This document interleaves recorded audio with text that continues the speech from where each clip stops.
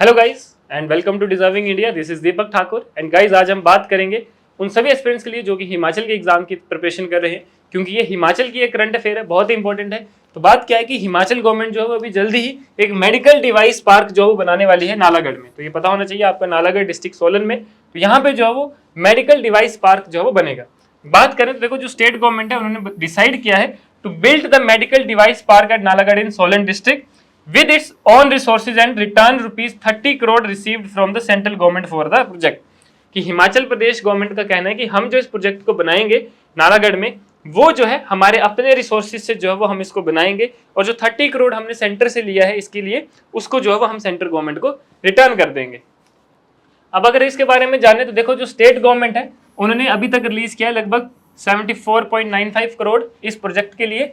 And the medical device park will be constructed on priority, कि medical device park जो सबसे पहले आपका बनना चाहिए। ये प्रोजेक्ट जो लगभग 265 एकड़ में जो फैलेगा, will be set up at a cost of 350 crore, लगभग 350 करोड़ रुपए जो है वो इसकी लागत आएगी, मैन्युफैक्चरिंग कंस्ट्रक्शन कॉस्ट आएगी। मोस्ट ऑफ द इक्विपमेंट जो है यहाँ पे बनेंगे will be sold outside the state, but this will also cause direct loss to the state treasury due to the SGST। ठीक है, मैक्सिमम जो यहाँ पे इक्विपमेंट मैन्युफैक्चर होंगे, ठीक है, वो जो है वो आउटसाइड द स्टेट जो है वो सेल आउट किए जाएंगे।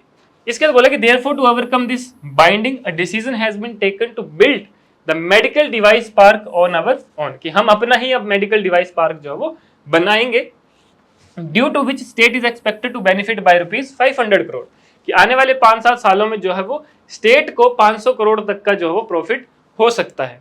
ठीक है, तो इसलिए जो है वो नालागढ़ इन्होंने चूज किया, क्योंकि आपको पता है इंडस्ट्रियल एरिया है नालागढ़, है ना, तो वहां पे जो है वो ये मेडिकल डिवाइस पार्क बनाया जाएगा।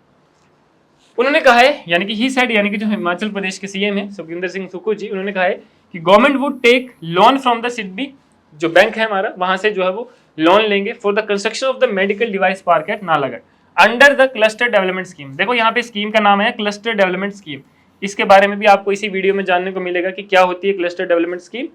ठीक है, और उन्होंने कहा है कि while reconstructing the project 25% of the land will be allocated exclusively to medical device industries and 75% to other strategic units which will ensure industrial development in the region, ताकि हमारे रीजन में इंडस्ट्रियल डेवलपमेंट यानी कि industrialism जो है वो हो। Clear. अब देखो यहाँ पे बात आई क्लस्टर डेवलपमेंट स्कीम की। तो क्लस्टर डेवलपमेंट स्कीम की अगर हम बात करें तो व्हाट इज क्लस्टर स्कीम, तो देखो होता क्या है कि क्लस्टर जो है वो ग्रुप ऑफ एंटरप्राइजेस होता है which located within an identifiable and as far as practicable contiguous area and producing same similar product services।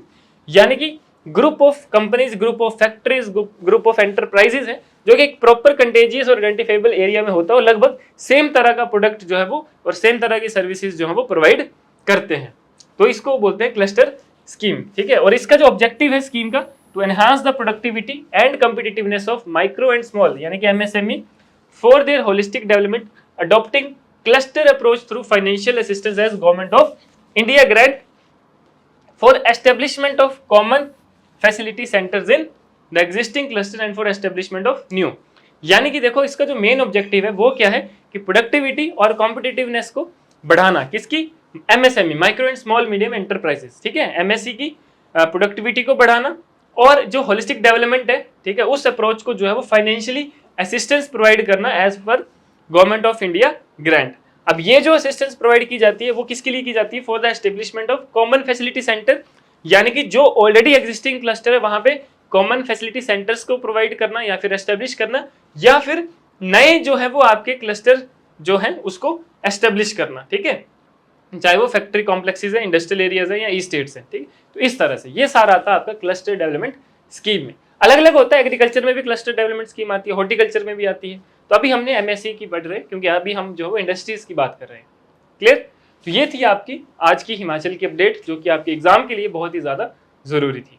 Clear guys, बाकी आपका क्या व्यू है इस पॉइंट, इस अपडेट पे, इस न्यूज पे, एज पर हिमाचल गवर्नमेंट ने जो ये डिसीजन लिया है, वो आप अपना व्यू जो है वो नीचे कमेंट में दे सकते हैं। क्लियर गाइस, तो मिलते हैं नेक्स्ट वीडियो में कुछ और इन्फॉर्मेशन अपडेट के साथ। तब तक के लिए धन्यवाद, जय हिंद।